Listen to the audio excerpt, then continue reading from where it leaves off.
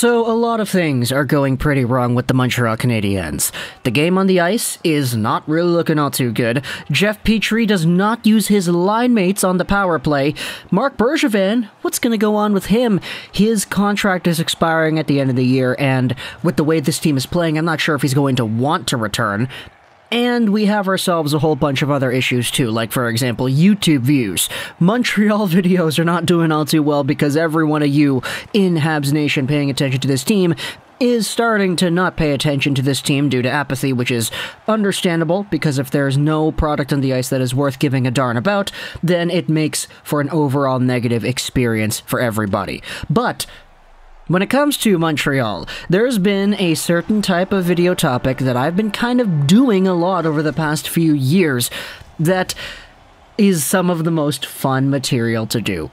What I'm talking about here is NCAA prospect updates. And if you're a Canadiens fan who has been watching this YouTube channel for an extended amount of time, let's just say the past year and a bit, maybe even just a bit more than that if you've been here longer, you know exactly who I'm referring to when I say, yeah, we used to make videos about NCAA updates. We would make videos every single gosh darn time Cole Caulfield went out there and had himself a multi-point game, or had himself a hat trick, or had himself a cool highlight, or had himself a World Junior Showcase thing, because he would have so many of those that it just made for so much conversation fodder, because everybody was so hyped up for Cole Caulfield. He's a small guy, he's a shifty guy, he's a scory guy. He did all these things with the NTDP, and then he did all these things with the NCAA. But now that Caulfield is in the NHL, and admittedly now that he is struggling in the NHL, it's a lot more difficult to talk about that guy. But lo and behold, there is indeed a brand new Montreal Canadiens prospect who is now in the NCAA this year, and who's kind of a guy that fits a similar mold as Cole Caulfield in terms of their attributes. Now, this guy is not a 15th overall first-round pick from the 2019 draft. In fact, this guy is a name that you probably know, but a name that hasn't really brought itself up often enough to really become a household name, especially as a 4th-round pick, 124th overall in the 2020 NHL Entry Draft. Let's talk today about Sean Farrell. Yeah, this guy, we've talked about him before. We made a video talking about how he is the most underrated Canadiens prospect in the system. We also made another video talking about how the trade to acquire the draft pick, 124th overall in 2020 with the Lightning, was one of the most underrated trades the Habs have done lately because of the player that Sean Farrell has turned out to be so far post-2020 draft. Long story short, Sean Farrell, he's 5'9", 174 pounds. If I had to describe his game, he plays like a Paul Byron, Brendan Gallagher type of guy, where he's always going at 100%. He is always getting under the skin of his opponents, but he's got some really good skill to boot as well. That was made evident when he was the best player in the USHL in 2020-2021, where he had 101 points in 53 games played. Now, this was after he got drafted, and you can just see, let the number speak for himself, man. This guy was an absolute maniac. He was the best player in the league, and it wasn't even really all too close. The second place guy was his teammate Matthew Coronato for the Calgary Flames right now. He had 85 points in 51 games, so the gap was pretty huge right there. It's why he got all these awards: first All-Star team, most assists, most points, player of the year, junior hockey player of the year in the USA. And that was great, you know, seeing this Montreal Canadiens prospect do as well as he did, especially as a 4th rounder in this hockey league that isn't a joke, was good. But then he went to Harvard.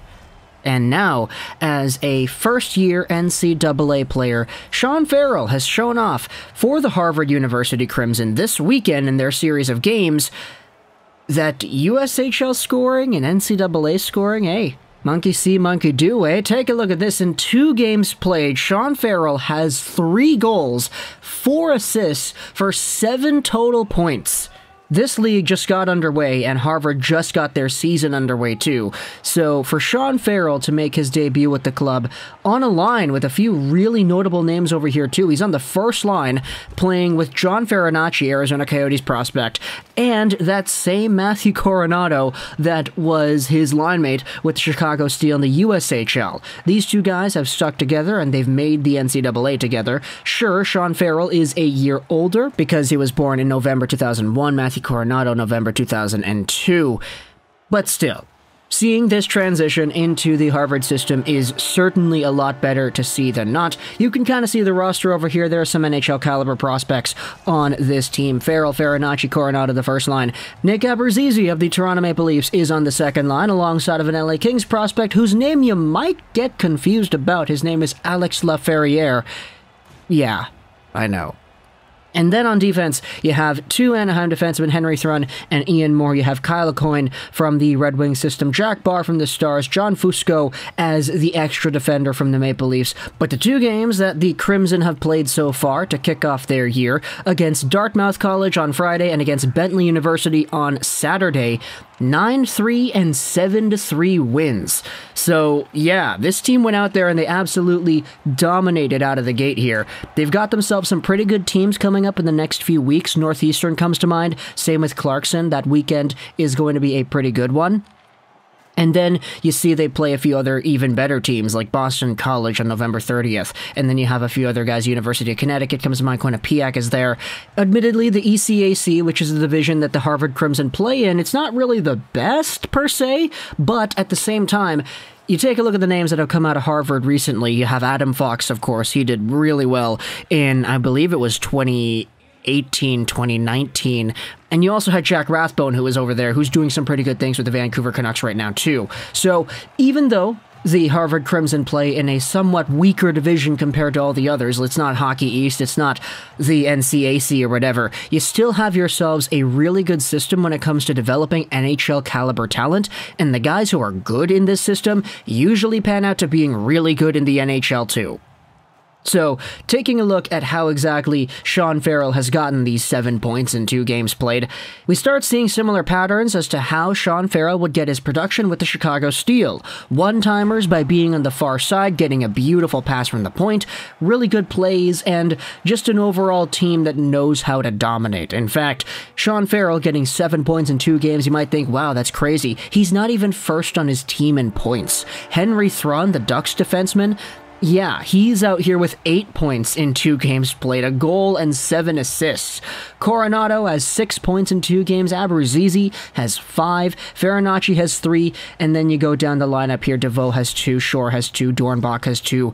Alex Laferriere only has 1, which is not great, but you know, I think I really want to see Alex Laferriere go out there and produce a bit more. If he makes the Kings one day and actually plays a game against the Rangers, that would be funny. But either way, we're starting out a new season, I guess, of making videos on Montreal Canadiens prospects who are doing well in the NCAA. A few years ago, or excuse me, not a few years ago, last year, for the past few years, it has been Cole Caulfield. Will Sean Farrell be that new guy? I don't know. Every time we've talked about him, a lot of Canadiens fans get super excited.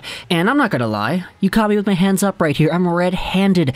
The reason I'm making a video about this Canadiens-based topic is every other Canadiens-based topic we could talk about. Okay, the power play. Okay, Cole Caulfield struggling. Okay, this team cannot win any games.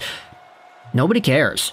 Like, I'm seeing the views on my videos. I'm seeing Montreal Canadiens fans not tuning in to the videos because, hey, if this team gives you a lack of happiness and it just takes away from your overall life experience, hey, go for it. Do not watch the videos. So it can signal to me that, hey, the content that we're making is not really serving the community in the way that I want it to. So let's go out there and talk about some other topics that I think people are going to be interested about, because that's kind of what these prospect videos always are at the end of the day. They're selling the idea of hope. They talk about prospects, they get you excited, they start to get you thinking, okay, this guy's doing so well in the USHL, he's doing so well in the NCAA, what can he do at the AHL level? What can he do in the NHL? That's what these videos are all about at the end of the day, and I think if there's a time that the Canadiens fan base needs hope the most, it's now. And I know it's not going to come in the form of firing Marc Bergevin or trading somebody on the team that's really important. we're talking about prospects again. Because if we're going to start talking about Shane Wright too, why not talk about the guys that are already in the system? Talk to me in the comments, what do you think about Sean Farrell and his very hot start in the NCAA with the Harvard University Crimson? I hope you enjoyed this video. 99 and bye.